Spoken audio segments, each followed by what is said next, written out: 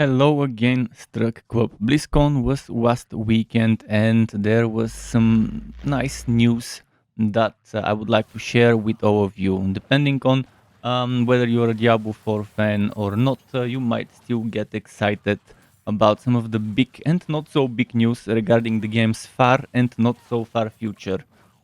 There were certain people, like for example, Associate Game Director Brent Gibson, Production Director Tiffany Watt, Lead Game Producer Kaylee Coder, Game Director Joe Shelley, and Associate Director of Community Adam Fletcher. All of those people were in massive campfire chat live streamed from BlizzCon directly, and they shared a lot of news regarding, as I mentioned, Diablo 4's um, future, far future, and not so far future. And this video will cover that. So I hope you're ready for the big and not so big news. Buckle up, strike up, and let's go.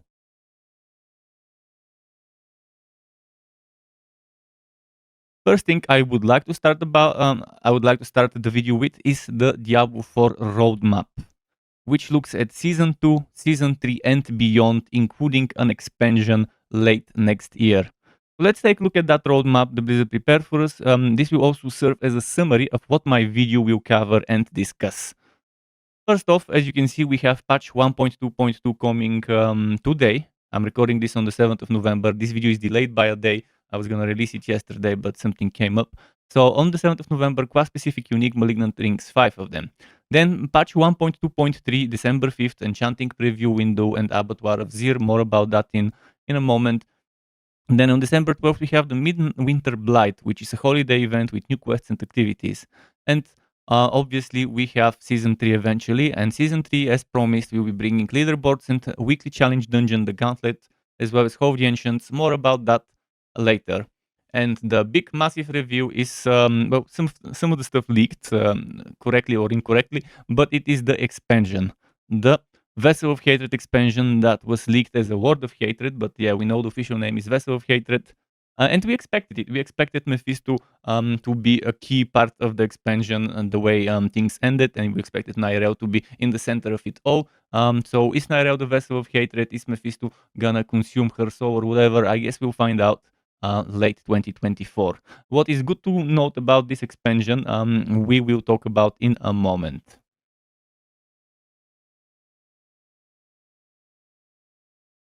And yes, Vessel of Hatred is the L4's first expansion. Let's dive a little deeper regarding this one.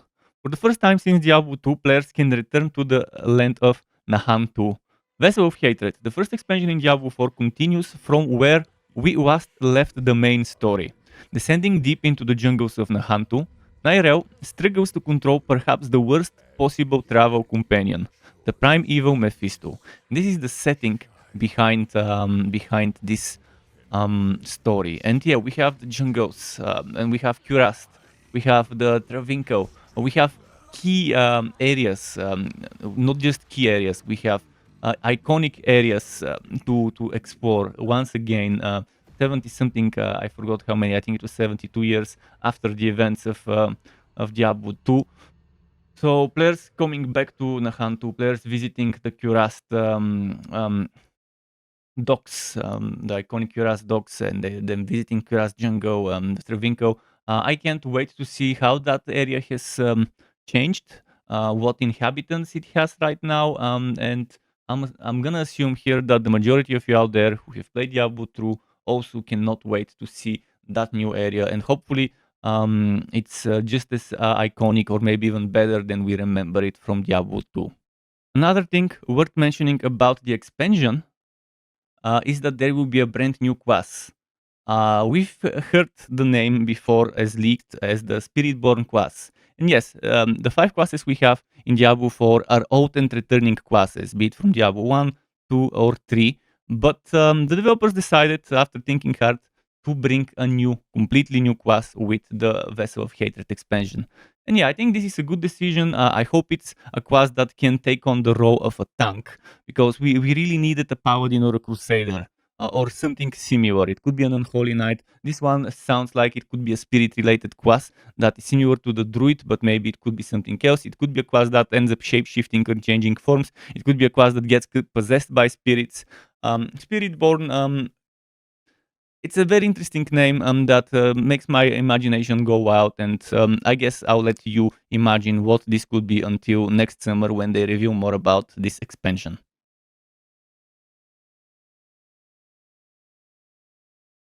The next thing on the agenda to talk about is the thing coming today with today's patch 1.2.2. Season of Blood. 5 unique Malignant rings are coming with the Season of Blood. Though many tried to staunch and sanitize the wounds of the plague-ridden, Malignance has a nature of spreading. 5 Malignant rings based on popular powers from the Season of the Malignant arrive in Diablo IV's next update on November 7th, available immediately in both Seasonal and Eternal realms. Now let's go through the Diablo 4 patch notes in a moment. First, I want to share the rings. I want to tell you what those rings do. There should be screenshots, so let's look at them one by one. First off, we have the unique ring called Riding Band of Trickery. Resistance to all elements and shadow resistance is what's inherent. Then you have crit strike chance, crit strike damage, and damage to crowd controlled enemies and maximum life. This ring would be a fan favorite to many builds using the new close quarters combat mechanic where you get multiplicative damage based on your damage to crowd controlled enemies. So it has the good crit chance, crit damage, and maximum life, but the damage to crowd controlled enemies makes it stand out as well. What people would not like much is the unique affix that says casting a subterfuge skill leaves behind a decoy trap that continuously taunts and lures enemies. The decoy trap explodes after 3 seconds, dealing X to Y damage, shadow damage by the way, and can occur once every 12 seconds. So 3 seconds every 12 seconds, that's again 1/4 of the time you will have one of those happening, as long as you keep casting subterfuge skills. Then Taurash's Iridescent Whoop is the sorcerer offering. What is worth noticing is that this ring gives you 2 times resistance to all elements. For example, on 800 item power gives 5.5 resistance to all elements unupgraded, and another 2.2 resistance to all elements. Then it gives you increased non-physical damage, it gives you lucky hit chance, it gives you resource generation, and it gives you cooldown reduction. Mind you, a ring with cooldown reduction. If you combine this ring with cooldown reduction with the X-Files ring with cooldown reduction, you would have 2 rings with cooldown reduction on them, and that's a stat that normally doesn't roll on rings. So the X-Files ring combined with Taurash's Iridescent Whoop gives you 2 rings with cooldown reduction, and it makes some Sorc builds go wild. I can't wait to get to play Sorc builds and mess around with those 2 rings together. Now, if we move on to the other 3 rings, the Ring of Red Furor is as it suggests by the name, a barbarian offering. Again, resistance to all elements and fire resistance inherent stats this time around. It gives you strength, attack speed, maximum fury, and resource generation. Again, there's some resources that you wouldn't normally see on a ring. I think the attack speed is one such.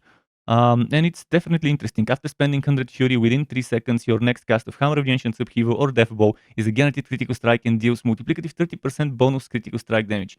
This one for Hota builds, Death Bow builds, Upheaval builds, must have. Yes, it doesn't give you crit chance, it doesn't give you crit damage, it doesn't give you overpower damage, it also doesn't give you some of the other things that you might be looking for, but it still does give some interesting stats. I think I'm not a fan of the stats it gives.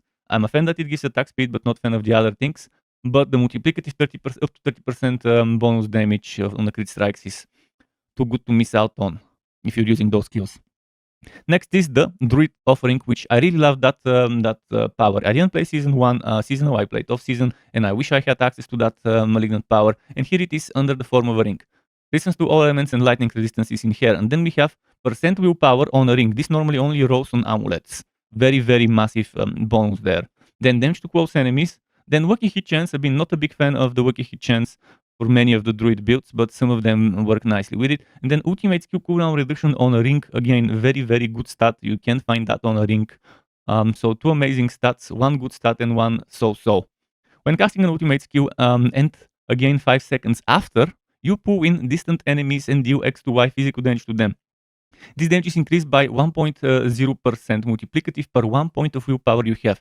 And again, this ring gives you percent of willpower bonus. So this will be an amazing ring. And keep in mind, notice the thing that it says. When casting the ultimate skill, and again after 5 seconds, so you'll be doing 2 pulls. Let's say you cast Grizzly Rage, boom, pull in enemies. 5 seconds later, boom, pull in enemies. Very good ring. Now, the one I'm kind of disappointed... oh no, never mind. That's not the one I'm kind of disappointed about. Well, maybe I am in a way.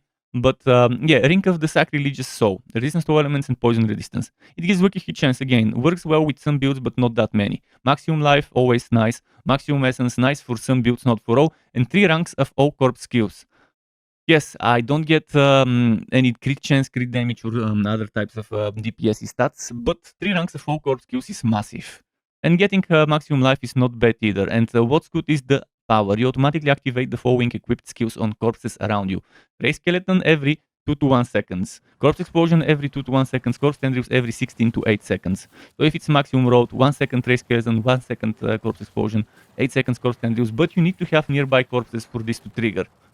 In general, all 5 rings are good. Kind of disappointed by some things with each of them, be it the unique power or the stats rolled with it. But I guess we can have it perfectly god rolled items with those unique powers.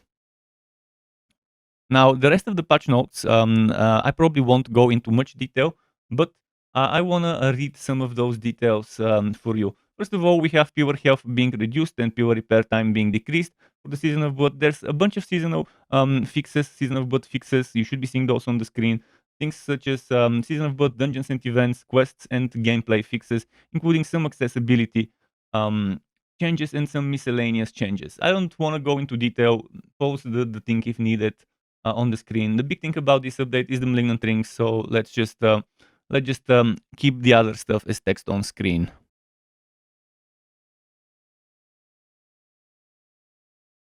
Next, in the near future, early December, we have patch 1.2.3, which is patch 1.2.3, Season of Blood, the Abattoir of Zir. During Season of Blood, based off community feedback, the occultist will now display a preview of which potential affixes are available before your selected item is enchanted. Yes, you heard that right. You will be able to preview what affixes are possible to be rolled on an item before enchanting, which is extremely good quality of life, requested quality of life. So combined with the cost changes to enchanting items made at the beginning of Season 2, this should help players optimize their items into the end game. Yeah, I agree, but also not. What we do need is to be able to change more than one affix, to be able to change every affix on an item, be it rerolling all 4 at once, or walking 1, or walking 2, and rerolling the rest, or even walking 3 and just rerolling that one as we can right now. In either case, we should see more of that eventually in the future. Hopefully that was what Joe Shelley was talking about. Now, courageous wanderers in the seasonal realm can put themselves through a grueling test in the Abattoir of Zir. Abattoir, if you don't know, the Blizzard devs were kind enough to remind people, means slaughterhouse. So expect to get slaughtered. From December 5th until January 23rd, until the end of Season 2, after completing the final tier of the season journey, enter the Visceral channel to push your vampiric powers to the ultimate limit with this seasonal event. The Abattoir of Zir is an ultimate challenge. It's recommended to only use your best builds and characters that are at the pinnacle of their power at level 100. Note that all rewards until the Abattoir of Zir last until the end of Season of Blood. And they did mention that the Abattoir is temporary. But if it's very liked, if it's very much liked by the player base, maybe it could become a permanent. So players, if you like the Abattoir of Zir, make sure Blizzard knows about it, because we might end up getting it as a permanent endgame experience. Who knows? We'll see about that. What is good to know about the Abattoir of Zir is there is this flowchart they gave us. And in this flowchart, you can see that, again, player completes the final season journey. Then they're given a recipe to create a Bloodforge Sigil Tier 1. And there will be 25 tiers of the Abattoir. But the jump from Tier 1 to Tier 2 will be different than the jump from Tier 1 to Tier 2 Nightmare Dungeon, or from Tier 30 to Tier 31 Nightmare Dungeon, and so on. Since it's condensed into 25, you can expect the difference between one and the next tier to be a bigger one. What I don't like is that they're saying this is only for the best of builds. Why would you make content for the top 1% of builds? What's the point of having a diversity of builds if you only make content for the most hardened, most min-maxed, most buggy and glitchy and exploity builds, such as the combo points build with Condemnation and the maximum resource stat on the broken maximum resource stat on the T-Bolt's Will. In any case, you get that recipe, you craft the Bloodforge Sigil Tier 1, and you go and do this. You complete the first tier, and then boom, you drop a new Paragon Glyph if you haven't gotten it. Apparently, there will be just one new Paragon Glyph. We'll see if there will be more, but I think there will be just that one that gives you for every 5 core stacks within range, you get extra damage, and it starts at radius 4. Radius 4, if you can't put it into perspective, is the currently maximum radius of the current glyphs. But this glyph starts at radius 4, and this glyph grows up to level 200, and the first radius increase is at 50. And they said that it will grow further than 4. So you know that we would get it at least to radius 5, potentially maybe even radius 6. If the first radius increases at 50 and there's 200 levels, there's probably somewhere in there between 50 and 200 where we get another radius increase for 6 radius size. So yeah, you get that glyph after you complete the first tier, and then you unlock the recipe to craft the second tier, and you also get Uber NMD upgrade to 10, which again, it's like the Nightmare Dungeon upgrade to 10, but Uber version, and it gives out a lot of normal glyph experience. I wonder if that glyph experience could also be used for the new glyph, or whether it's just for the normal ones. In any case, I hope this watt is really a watt and not like the 19 silly percent increase we got this season compared to the 40% in experience. I hope they also increase the base glyph experience we get from Nightmare Dungeons as well. Now, what happens then? After you beat the second one, again, you craft the second one, you beat it, you use that to them, and so on, and then you make the next one, tier 3, and do the same stuff. Drop the new Paragon glyph if you don't have it, unlock the recipe to craft the Bloodforged Sigil, tier N, which is 4 after it, and another Uber to 10, and so on. That's the loop. Overall, it sounds okay, it sounds good. I'm extremely excited about that new glyph. It could go into any build. If you put it in the right place, you can get so much from that one. So I will be reworking a lot of things with my Paragons. I've already prepared myself when playing my characters for this thing.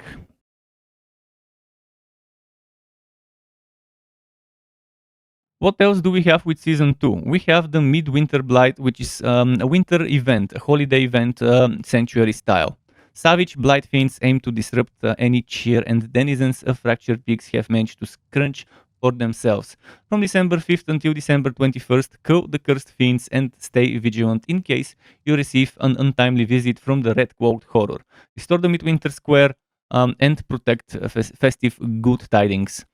So further details for Midwinter Blight will be reviewed in an upcoming article, and they also revealed some details during that developer campfire chat. We will have to, what they said is we will have to hunt down those Red Cloaked Horrors, and there will be those kind of Fallen and Khazra, I guess, those Khazra and the demon, the little demon ones. It's like a little cult that worships that Red Cloaked Horror, I guess. And we'll just have to hunt those down. I like Khazra related events. There's a lot of density. And yeah, if you keep disrupting their activities, eventually the Red Cloaked Horror might show up and you would beat him. It's probably a chain of events or something like that. We'll see how it plays out. There will be a seasonal storyline as well, but I wonder what happens after you finish that, not seasonal, I guess that timed event storyline, a holiday storyline. What happens after you're finished with it? There's gotta be something that you can repeat, maybe an overworld activity or something like that you can just partake in. In general, it looks fun, it looks good. It's gonna be short, so we'll see how much of an impact it will have on us.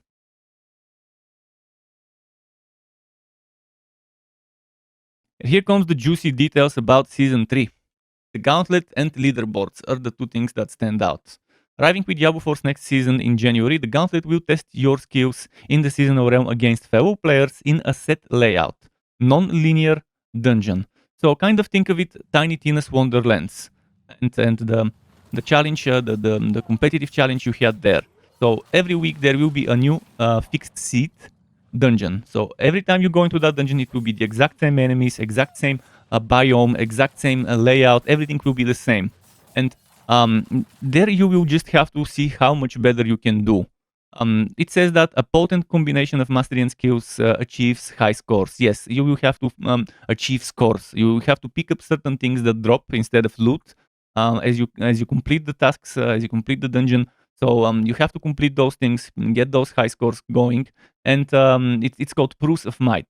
So you keep collecting Proofs of Might, and at the end you will get a high score based on that Proofs of Might. It will be a timed event, so the faster you kill, the more of those Proofs of Might you will be able to collect.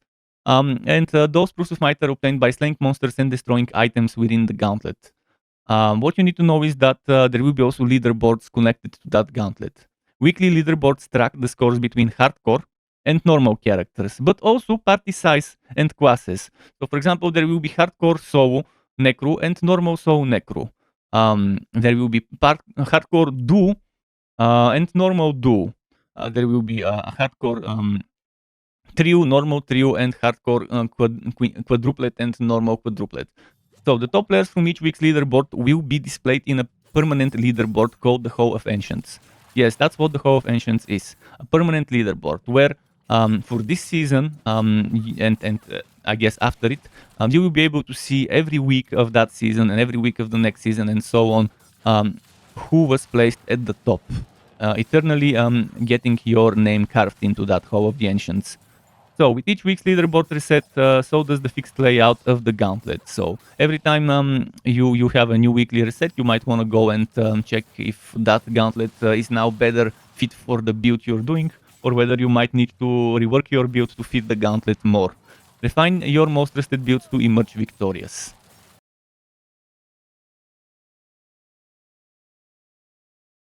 And all of this is nice and cool, but what other plans do they have for the game? During a Q&A session, Diablo 4's team confirmed that they're looking for a way to implement a system similar to Diablo 3's Armory / Wardrobe to let players change between loadouts / builds with ease. Yes, this is something that should have been in the game on launch. I've been saying that all the time, and it's happy to see they're finally acknowledging the lack of such a system and the necessity of such a system in Diablo 4. So definitely looking forward to that. So let's see what else did they talk about during this Q&A. First of all, they also acknowledged that only having one way of gaining living steel is not that great, and that they would look into ways to improve that before Season 2 ends.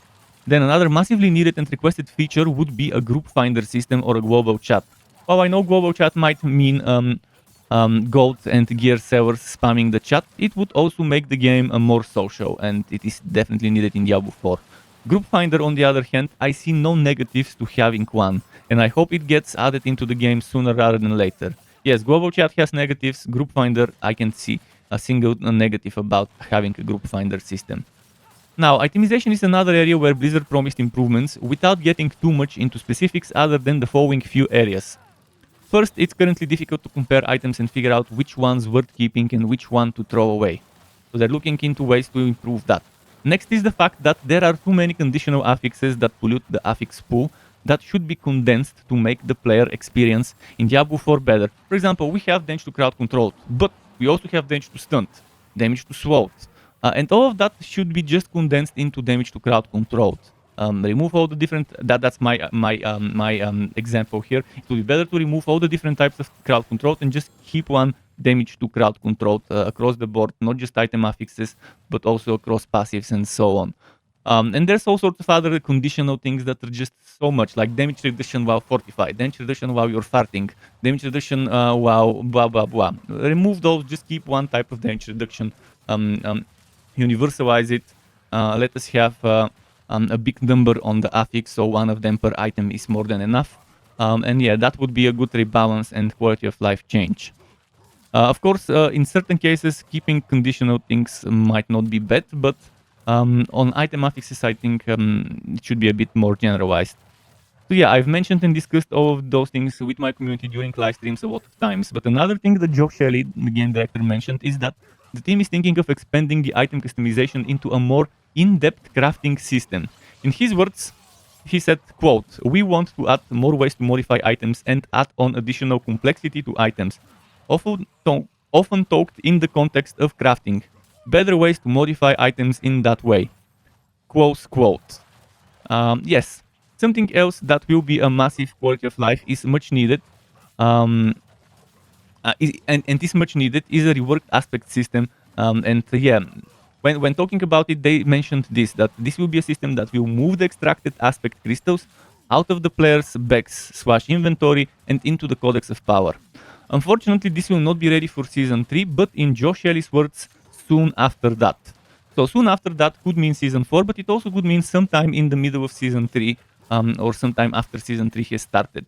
So will it be ready for season 4? We will be ready in the middle of season 3. Time will tell, but hopefully we do get all of that stuff that they mentioned. To get notified when I upload more content like this one or other builds and guides for Wooter and not so Wooter games, you can subscribe to my channel and hit that bell button to not miss out on notifications. As well as keep in mind there's something called memberships on YouTube, which lets you be a paying member for my channel to get access to perks such as emotes and badges made by me, as well as the option to get one-on-one tutoring for the very basics of Adobe Photoshop, Premiere and After Effects. And memberships can be cancelled at any time if you no longer wanna be a member. Thanks for watching all the way until the end, Struck Web. Keep it cool until next time and goodbye.